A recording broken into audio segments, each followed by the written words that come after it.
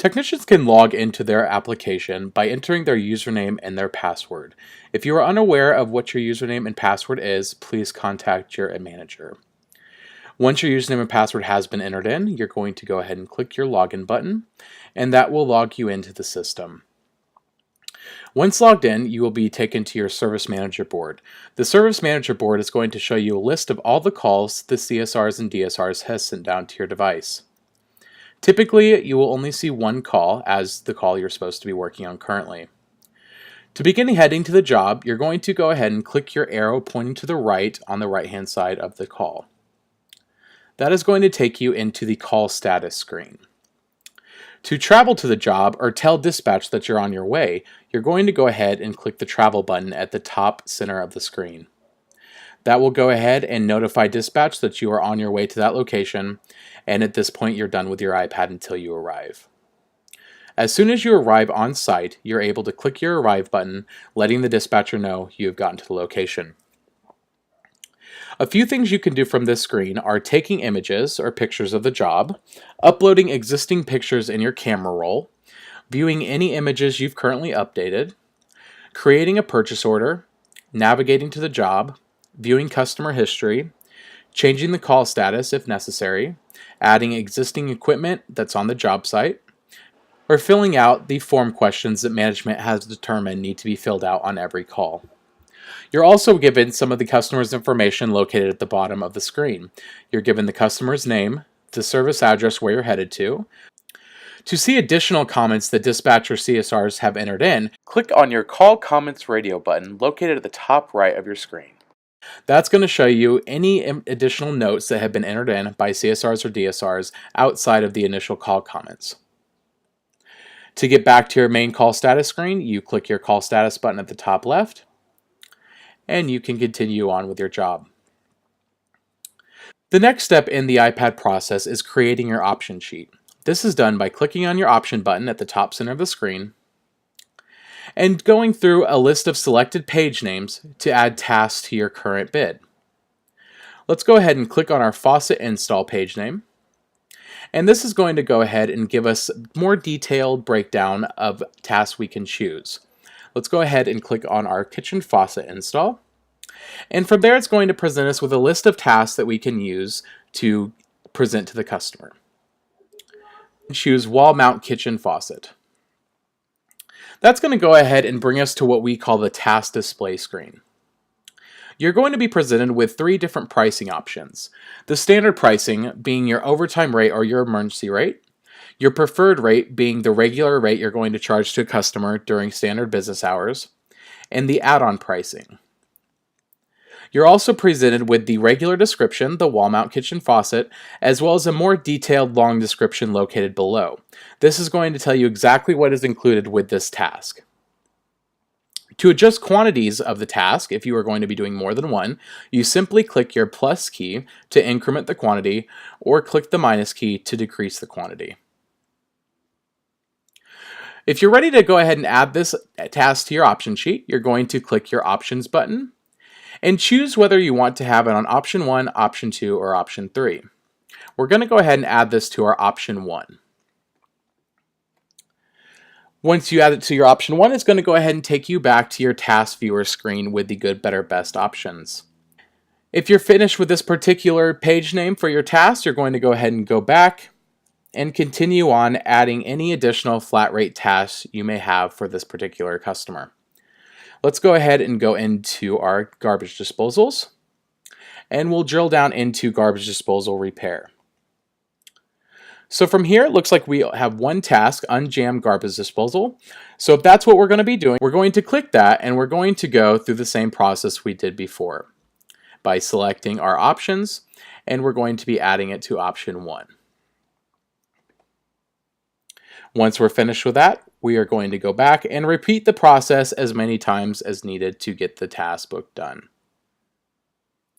Now from this, you do have different book options you can choose from. The system's going to automatically default to the current skill or book type of the call you're currently running. If the CSR did book it incorrectly, you are able to adjust that by simply scrolling up on the book type and selecting HOA, if it's an HOA call, HOA COD, or plumbing install. Changing that book type will adjust the pricing information of the tasks below that you can choose from. If you do come across a situation where you cannot locate a task in the system that's pre-made, you're going to do what we call a T99 task, or a custom task. To do a custom task, you're going to go ahead and click your new custom task button up at the top left, and it's going to bring you to the custom task update screen. From here, you're going to start by entering your description as to what you are going to be doing for this particular task. And you're going to follow that with entering the task total. Once that's done, it's very important you make sure that you enter in all the material that you're going to be using to complete this task under the parts screen. To enter a new part, you're going to go ahead and click your Add Part button, and that will display a new part line for you to search. To begin searching, you will click in your part ID field, and you'll start typing the search that you're looking for.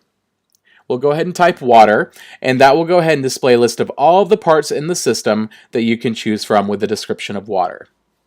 If you do know the part ID, you are able to enter that in for it to automatically pull in the part. Otherwise, you can perform a search. We'll go ahead and select the part we wish to add to our custom task and hit our select key. If we are going to be using more than one of this particular part, we are able to adjust the quantity as well to 2, 3, 4, 5, however many you'll be using. Once you have your first part line entered, you'll go ahead and add your second one and begin the process over.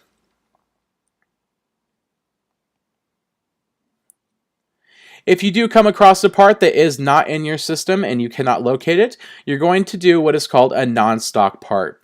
To do a non-stock part, you're going to enter into the part ID field a capital N and a capital S, followed by the Done key.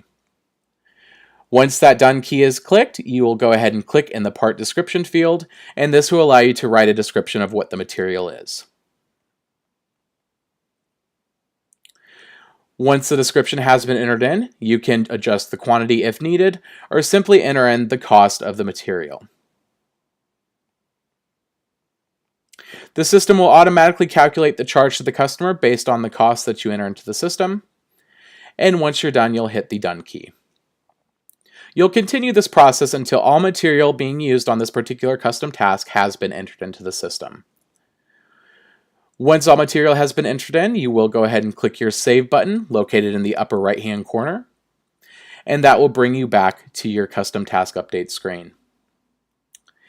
If there are going to be more of these custom tasks that you're creating, you are able to, just like with your task display, adjust the quantity by selecting the plus key to raise it or the minus key to decrease it. Once everything is correct and you have all your material entered in, you will go ahead and click your Options button, and you'll choose which option you wish to apply this to. Once saved, that will take you back to your Build Options, where you can continue the process, whether it's selecting a page and drilling down to get to your task display for flat rate, or creating another custom task to be added to the option sheet. When you're ready to present this to the customer for them to accept the work that you are suggesting, you will go ahead and click your Generate Option button located at the top right of your screen, and that will bring you into the option presentation screen. This option presentation screen will give you a list of all the tasks that you have selected, and will also allow you to adjust the pricing methods. For instance, if you needed to charge the standard or overtime rate for this unjammed disposer task, to change, you simply select the standard option next to the task image. The same goes if you needed to change it to preferred or add-on. Changing these rates will adjust the grand total at the top on the right-hand side. You can also adjust certain things on the tasks that are displaying on your option sheet. If you do need to increase or decrease the quantity, you can do that by selecting your plus or your minus sign located on the task itself. Or for instance, if the customer does not want to have a certain task done for the day, you can go ahead and remove that by selecting your remove key. This will go ahead and remove that from your option sheet so they can review it and accept the option if they approve. Once the customer has accepted the option, you will go ahead and click your Accept Option button located at the upper right-hand corner of the screen. This will take you into the signature verification for the work to be done. The customer will need to read this and have them sign in the white space below. If this is a call where you do not have a customer present and this has been either approved over the phone or from a previous conversation with your CSRs, you simply need to write in A in the signature screen and hit your Save Signature. Once that signature has been saved, it will go ahead and bring you to the waiver of right to rescind. This is where the customer will need to enter in their reason for waiving their 3-day right to cancel the work, as well as a signature for them to sign. If you are in a situation where you do not have a customer present, or this has been approved over the phone to be done, simply make notes as to why you are entering this yourself.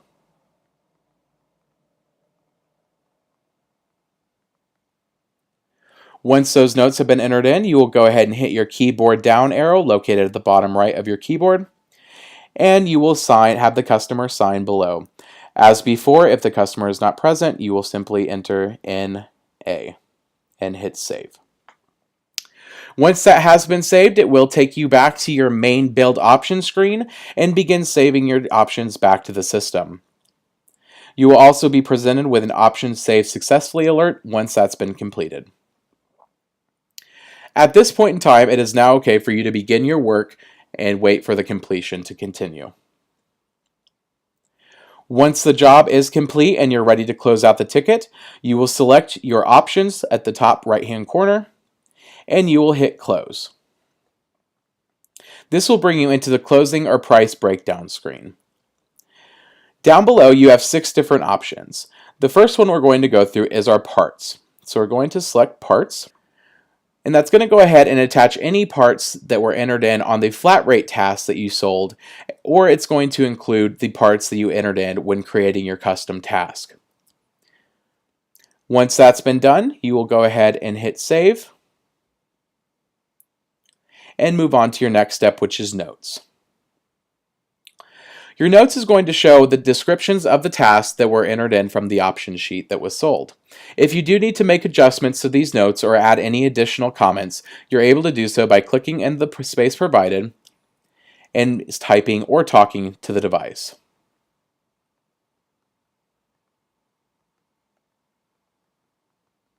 When your notes have been entered in, you can go ahead and hit your keyboard down button located at the bottom right-hand side of the screen and click your Save button in the upper right-hand corner. Continuing on, you will go ahead and select Payment to record the payment type the customer is paying with. We'll click Add Payment to bring in our new payment row, and we'll begin scrolling through our different payment type options that we have.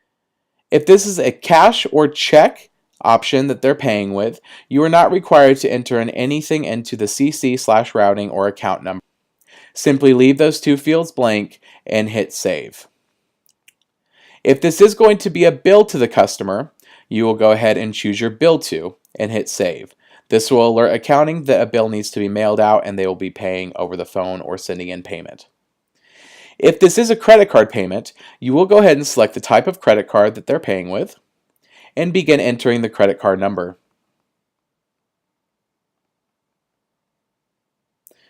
Once the number has been entered, you will enter your expiration date. It will be a 2-digit month, 2-digit year, no slashes or dashes. And if you are presented with the 3-digit code on the back, you will enter that in as well. Once that information has been entered in, you will click Process. And if approved, you'll be presented with an approval code. If it failed, it will display the reason as to why the credit card failed. Once our payment type has been recorded, we will go ahead and hit Save to go back to our price breakdown closing screen. At this point, it's now time to have the customer sign for the acceptance of the work that was done. To do so, you'll click your Sign button, and you'll be taken to the invoice presentation screen. This is going to look very similar to your option presentation screen. However, it does not give you the ability to adjust any of the information. It's simply just reviewing what was on there currently and having them approve the work. Once they approve the work, it will take you into the signature screen where the customer will need to read over this work acceptance policy and sign at the bottom. As before, when we were signing for the acceptance of the work, if the customer is not present or there is no need to capture the signature because it was authorized prior to you servicing the call, you are able to enter in A. Once completed, you will click Save Signature, and you will be taken back. At this point in time, you can now click Save to close out your call.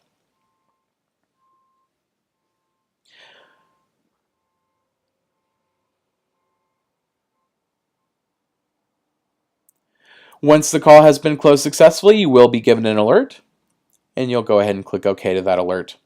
Go ahead and click Process. This will go ahead and ask you to enter a non-service code for your time discrepancy. What this means is from the last entry on your timesheet that was performed, whether it be a manual one done by you, such as meeting, lunch, standby, so on and so forth, or if it was completing a previous service call, until the time you started traveling to this call, it needs to account for that time. So it's asking you to fill in with a non-service code.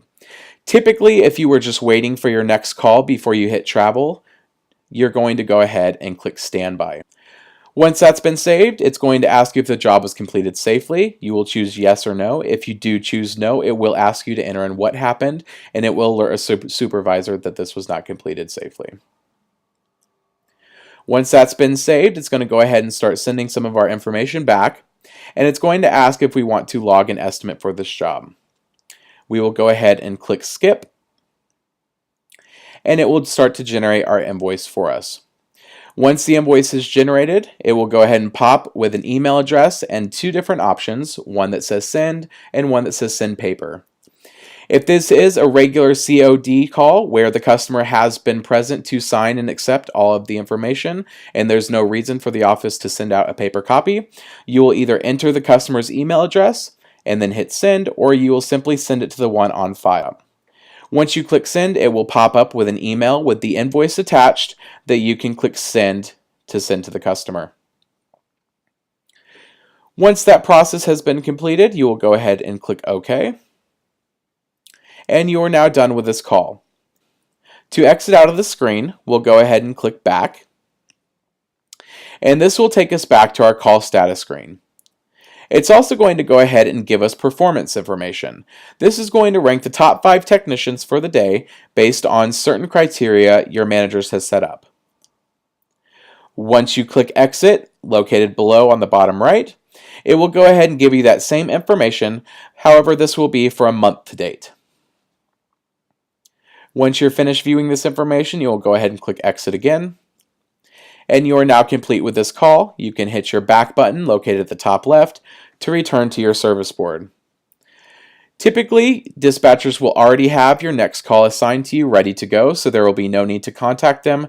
However, if you do not have a call or do not see one listed, you will need to make sure that you contact dispatch in order to receive your next call.